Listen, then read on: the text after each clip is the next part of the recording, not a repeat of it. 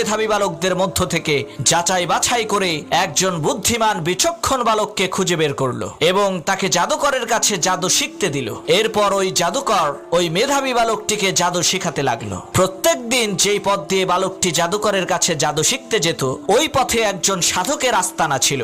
সাধক সেখানে বসে ইবাদত করত এবং মানুষদেরকে ধর্মীয় জ্ঞান শিক্ষা দিত। বালকটি প্রত্যেক দিন যাওয়ার পথে দাঁড়িয়ে দাঁড়িয়ে সাধকের ইবাদতের দৃশ্য দেখত। বালকটি একদিন সাধকের কাছে গেল এবং তার থেকে অনুমতি নিয়ে তার মজলিসে বসলো। এক পর্যায়ে বালকটি সেই সাধককে জিজ্ঞেস করলো, আপনি কে?